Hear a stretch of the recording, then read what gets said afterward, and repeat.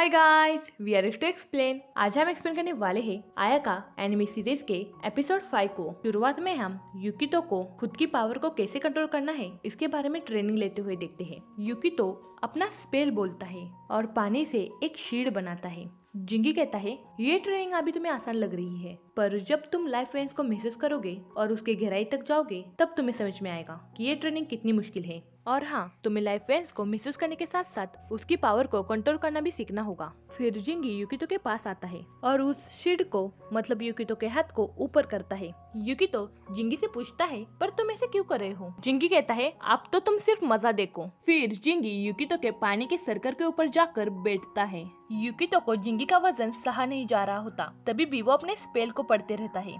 तभी युकितो की आंख एक्टिवेट हो जाती है और उनको अर्थक्वेक का हल्के से एक झटका महसूस होता है। तभी युकितो अपने ऊपर से कंट्रोल खो देता है और उसका पानी का सर्कल टूट जाता है और जिंगी नीचे गिर जाता है। कुरामा सेंसेई भी चांद को देखकर ड्रिंक कर रहे होते हैं, तभी उनको भी हल्के से अर्थक्वेक का झटका महसूस होता है।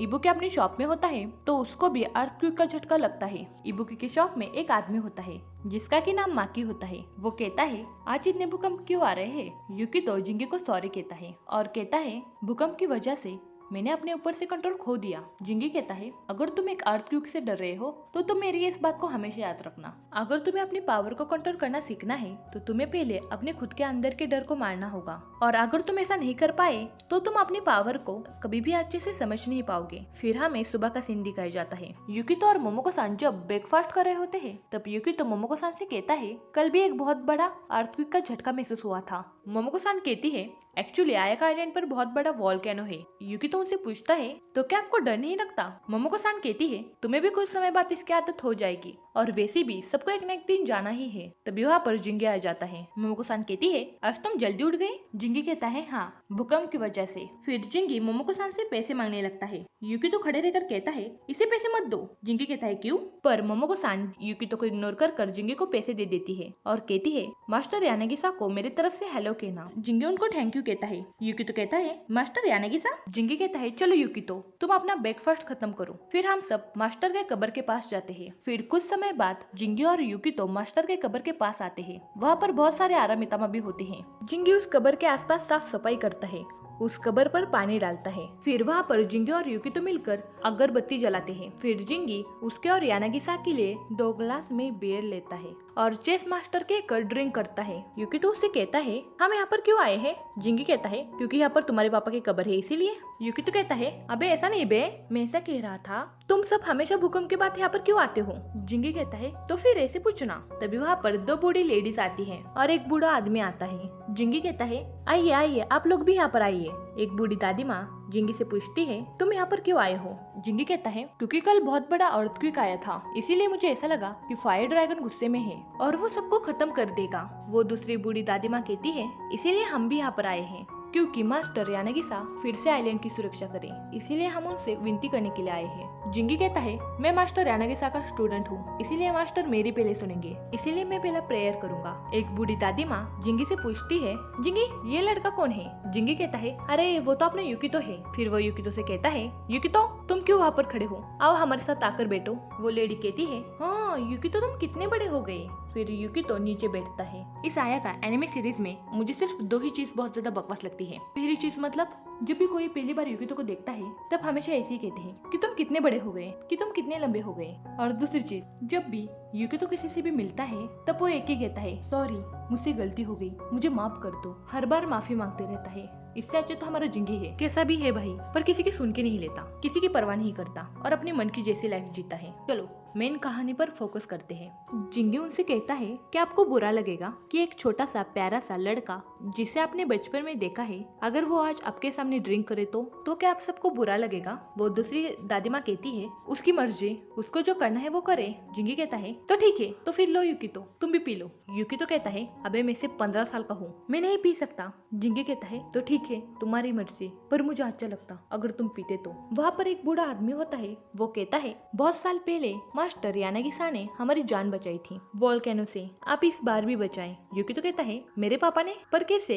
वो पहले वाली लेडी कहती है, जिंगी बेटा तुमने युकितो को बताया नहीं कि उसके पापा कैसे मरे थे। जिंगी कहता है, मैं युकितो को बताना चाहता था पर आजकल टाइम किसके पास होता है और मैं भी आप अच्छा समय का इंतजार कर रहा था। फिर जिंगी ड्रिंक करता है और युकितो को बताता है कि तुमने कशिनो शाइन में 2 ड्रैगन को देखा है, फायर ड्रैगन और वाटर ड्रैगन। युकितो कहता है, हाँ पर उनका क्या। जिंगी कहता है, यहाँ पर जितने भी वोल्केनो के धमाके हो रहे हैं वो सिर्फ फायर ड्रैगन की वजह से, क्योंकि लाइफ फेंस की एनर्जी फायर एनर्जी से मिल रही है, इसीलिए आयाका आइलैंड को वोल्केनो एक्टिव हो रहा है। इसका मतलब अब फायर ड्रैगन बहुत ज्यादा स्ट्रॉन्ग हो गया है। युकितो से पूछता है, पर फायर ड्रैगन इतना पावरफुल कैसे होता है। जिंगी उसे ग्लास से समझाने लगता है कि 15 साल पहले सैनो आइलैंड का पानी सूख गया था और वाटर ड्रैगन भी गायब हो चुका था, इसीलिए दोनों का बैलेंस बिगड़ गया था और आग की ड्रैगन की एनर्जी बहुत ही ज्यादा बढ़ गई थी, इसीलिए वोल्केनो भी फट गया था। तुमने कभी मितामा को आरामितामा में बदलते हुए देखा होगा, बिल्कुल उसी तरह। तुम्हें पता है युकितो, अभी कुछ गड़बड़ हो गई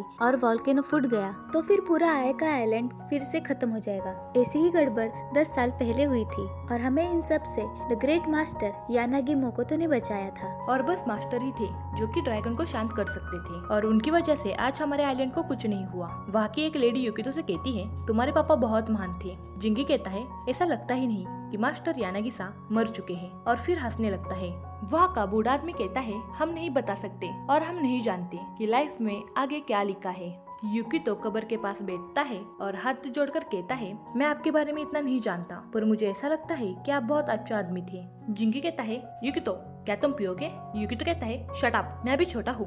तभी वहाँ से इबायरा गुजरने लगती है। युकितो मन ही मन सोचता है, ये तो इबायरा है, आयाका सिक्योरिटी कंपनी में काम करने वाली। जिंगी इबायरा को चिल्लाकर आवाज लगाता है और कहता है, इबायरा यहाँ आओ, हम सब ड्रिंक कर रहे हैं, तुम भी हम सब के साथ ड्रिंक करने के लिए आओ। पर इबायरा उनको इग्नोर कर वहाँ से चली जाती है। फिर जिंगी युकितो को बताता है कि इबायरा अपने मॉम डैड से मिलने आई थी। फिर जिंगी युकितो को इबायरा के पेरेंट्स के कब्र के पास लेके जाता है और कहता है, ये है इबायरा के पेरेंट्स की कब्र, वो भी आज के दिन ही मरे थे। फिर जिंगी उस कब्र के सामने हाथ जोड़कर प्रेयर करने लगता है। युकितो जिंगी से पूछता है, क्या इबायरा को हम पर गुस्सा आया क्योंकि आज इतने बड़े दिन पर हम यहाँ पर पार्टी कर रहे थे इसीलिए। तभी युकितो को वहाँ पर कुछ चाबियां मिलती है, उस पर टेडी लगा हुआ था। फिर जिंगी और युकितो फर्स्ट आइलैंड पर इबुकी के शॉप में जा रहे होते हैं। युकितो जिंगी से सॉरी कहता है क्योंकि उसकी वजह से जिंगी को यहाँ पर आना पड़ा, इसीलिए। जिंगी कहता है, कोई बात नहीं, मैं इसके बारे में इबायरा से बात करूंगा। युकितो कहता है, नहीं उसको मत कुछ कहना। जिंगी कहता है, अरे मैं तो जोक कर रहा था, मुझे इबायरा को तुम्हारे बारे में बताकर क्या मिलेगा। तभी उन दोनों को पीछे से चातरो और यू का आवाज लगाते हैं। जिंगी उन दोनों को देखकर कहता है कि तुम दोनों यहाँ, तुम दोनों को कुछ काम है क्या, चाको या करो जो तुम दोनों यहाँ आए हो। वो दोनों परेशान होकर कहते हैं, आई एम याको, आई एम चातरो। फिर जिंगी हंसने लगता है। याको कहता है, आज सुबह आए भूकंप की वजह से पूरे आइलैंड की लाइफ फेंस अस्त व्यस्त हो गई है, इसीलिए हमें मास्टर ने यहाँ की परिस्थिति कैसी है ये देखने के लिए भेजा है। चातरो कहता है, हालांकि मुझे ऐसा लगता है कि इतनी कोई बड़ी प्रॉब्लम नहीं है। याको कहता है, पर हमें ठीक से देखना पड़ेगा। जिंगी को बहुत ज्यादा नींद आ रही होती है। चातरो उनसे पूछता है, पर तुम दोनों कहाँ जा रहे हो। युकितो उनको बताता है कि हमें एक लड़की की खोई हुई चीज मिली है और हम उसे वो लौटाने जा रहे हैं। चातरो कहता है, अगर तुम दोनों पुलिस स्टेशन जा रहे होंगे तो हम भी तुम्हारे साथ आते हैं। युकितो कहता है, नहीं, मैं जानता हूँ कि उस चीज का ओनर कौन है, वो आयाका सिक्योरिटी कंपनी में काम करने वाली मिस इबायरा है। वो दोनों आयाका सिक्योरिटी कंपनी का नाम सुनकर शॉक हो जाते हैं और बोलते हैं, क्या इचिचो इबायरा। और वो दोनों आए उस रास्ते से वापस जाने लगते हैं। चातरो कहता है, अरे मुझे अभी याद आ रहा है कि मुझे इस आइलैंड पर बहुत सारे काम है। युकितो उनसे पूछता है, क्या तुम दोनों हमारे साथ नहीं आओगे। चातरो कहता है, अगर किसी और जगह जाना होता तो हम जरूर आते, पर आयाका सिक्योरिटी कंपनी में नहीं। युका कहता है, क्योंकि वहाँ के लोगों के साथ हमारे मास्टर के अच्छे रिलेशन नहीं है। चातरो कहता है, सॉरी युकितो, चलो बाय। युका कहता है, सॉरी युकितो, बाय। और जिंगी गुड बाय। जिंगी युकितो के सर पर हाथ रखता है और कहता है, वो दोनों बहुत ज्यादा डरपोक है, चलो हम चलते हैं। फिर हमको इबुकी की शॉप दिखाई जाती है। तभी उनको एक अर्थक्वेक का झटका महसूस होता है। माकी कहता है, क्या हो क्या गया है, अर्थक्वेक के झटके बहुत ज्यादा लग रहे हैं। इबुकी कहता है, मुझे ऐसा लगता है कि आपका ड्रैगन अब बहुत ज्यादा स्ट्रॉन्ग हो गया है। माकी कहते हैं, आप आज मेयर से मिलने जाने वाले थे ना। तभी वहाँ पर युकितो और जिंगी आ जाते हैं। इबुकी उन दोनों को देखकर कहता है, क्या बात है, तुम दोनों यहाँ पर। युकितो हिचकते हुए कहता है, एक्चुअली हमें चाबियां मिली थी। इबुकी कहता है तो ठीक है, तुम अभी माकितो से बात करो, मुझे थोड़ा बाहर जाना है और आज घर संभाल कर जाना, हो सके तो जल्दी ही जाना क्योंकि शायद आज तूफान आने की आवश्यकता है। चलो बाय। माकी कहता है ये चाबियां इबारा की है ना, क्योंकि मैंने देखा है वो आज कब्रिस्तान से जल्दी आई थी, क्योंकि जब भी वो कब्रिस्तान से जल्दी आती वो वहाँ कुछ न कुछ भूलती ही रहती है। यूकी तो कहता है पर इबारा के पेरेंट्स की मौत कैसे हुई थी। माकी तो उसको बताते हैं शायद 1 या 2 साल पहले एक आरामितामा बहुत ही ज्यादा बड़ा हो गया था, इतना बड़ा कि वो पूरे घर को जला डाल सकता था। हालांकि इबुकी ने उसे कुछ ही देर में खत्म कर दिया था, पर वो कुछ इंसानों को नहीं बचा पाया, उसमें से ही इबारा के पेरेंट्स थे। यूकी तो तुम्हें पता ही होगा कि आरामितामा हम इंसानों की तरह ही होते हैं, अगर हमें कोई चीज ना मिले तो हम कैसे गुस्सा करने लगते हैं, वैसे ही आरामितामा भी होते हैं। अगर उनके आसपास की लाइफ फेंस में कुछ गड़बड़ हो जाए तो वो आरामितामा बनते हैं। इंसानों की जिंदगी और आरामितामा की चाल चलन सब कुछ लाइफ फेंस पर निर्भर करता है। ये सब प्रकृति का एक नियम है, इसीलिए कुछ लोग मुस्कुराकर उसे स्वीकारते हैं, पर कुछ लोग इसे स्वीकार नहीं कर पाते और वो भावनाओं में बहकर आरामितामा को मार डालते हैं, इबुकी और इबारा के जैसे। फिर जिंगे और माकितो बात करने लगते हैं। तभी यूकी तो उनको चाबियां देता है और कहता है ये चाबियां आप उसको दे देना। माकितो कहते हैं अरे 1 मिनट रुको, मैं उसको अभी फोन कर बुलाता हूँ, तुम उसको ही ये चाबी देना। वो थोड़ी शर्मीली है लेकिन वो मन की बहुत अच्छी है। यूकी तो मन में सोचता है क्या वो रियल शर्मीली है। फिर माकितो इबारा को फोन करते हैं। फिर कुछ समय बाद वहाँ पर इबारा आ जाती है। यूकी तो 1 मिनट के लिए शॉक हो जाता है। जिंगी यूकी तो के कान में कहता है अभी जिस काम के लिए आए हो कर, उसे वो चाबियां दे। यूकी तो इबारा से कहता है ये चाबियां मुझे कब्रिस्तान में मिली थी। इबारा वो चाबी को अपने पॉकेट में रखती है। माकितो इबारा को यूकितो को थैंक यू कहने के लिए कहता है। वो यूकितो को थैंक यू कहती है और कहती है ये चाबियां अभी नहीं होती तो मैं मुसीबत में पड़ जाती। यूकितो उसको सॉरी कहता है और कहता है हमें माफ कर दो, हमें तुम्हारे पेरेंट्स के कब्र के पास पार्टी नहीं करनी चाहिए थी, वो भी इतने बड़े दिन पर। इबारा कहती है इट्स ओके, ये इतनी बड़ी बात नहीं है। तभी उनको अर्थक्वेक का झटका महसूस होता है। माकितो कहता है आज कितने भूकंप आएंगे। जिंगी खड़ा होकर कहता है शायद से फायर आरामितामा है, ये बहुत ज्यादा स्ट्रॉन्ग हो गया है। यूकितो कहता है फायर आरामितामा। इबारा वहाँ से भाग जाती है। जिंगी यूकितो के कंधे पर हाथ रखता है और कहता है चलो हमें जाना है, और माकितो को कहता है प्लीज इबुकी को बताना। फिर हमें इबुकी को दिखाया जाता है जो कि मेयर के साथ मेयर के ऑफिस में बैठे होते हैं। मेयर इबुकी से थैंक यू कहते हैं आरामितामा को शांत करने के लिए और लोगों को परेशानी ना हो ये देखने के लिए। मेयर कहते हैं ये फर्स्ट टाइम हुआ है जब आरामितामा नॉर्मल जगह पर देखा गया है, क्या बेयर के साथ कुछ प्रॉब्लम है। इबुकी कहता है जब लोग एक साथ आते हैं तो बेलियर नॉर्मल रूप से काम करता है, पर आप लाइफ फेंस की लेवल बढ़ रही है, इसकी वजह से ये सब हुआ है। मेयर कहते हैं कि मुझे ऐसा लगता है 10 साल पहले जो हुआ था वो फिर से होने वाला है। तुम्हें पता है कि ऐसा ही 10 साल पहले हुआ था जब यानागिसा ने अपनी जान देकर इस सब को रोका था। क्या आप भी आयाका आइलैंड खतरे में है। इबुकी कहता है हमें जल्द से जल्द आयाका आइलैंड के लोगों को यहाँ से दूर ले जाना होगा, गवर्नमेंट को सभी लोगों को यहाँ से दूर ले जाना होगा। मेयर कहते हैं मुझे इस सब का अंदाज था, इसीलिए मैंने सबको पहले से ही इन्फॉर्म कर दिया था। तभी उनको अर्थक्वेक का झटका महसूस होता है और इबुकी को माकितो का फोन आता है कि बॉस आरामितामा अपीयर हुआ है। इबुकी उससे पूछता है कहाँ पर। माकितो उसको उस जगह के बारे में बताते हैं। फिर इबुकी भागकर उस जगह पर जाने लगता है। फिर हमें दिखाया जाता है कि एक बिल्डिंग में आग लगी हुई थी। तभी वहाँ पर जिंगे और यूकितो मदद के लिए आते हैं। एक लड़की उस बिल्डिंग में फंसी हुई थी। तभी जिंगे अपनी वाटर टेक्निक को इस्तेमाल करता है और उस लड़की को बचाता है। जिंगे यूकितो से कहता है यूकितो तुम जाओ और इबारा को ढूंढो, मैं यहाँ के सिचुएशन को हैंडल करता हूँ और फिर तुम्हारे पास आता हूँ। यूकितो ओके कहकर वहाँ से चला जाता है। तभी वहाँ पर चातुरा और युका आने लगते हैं।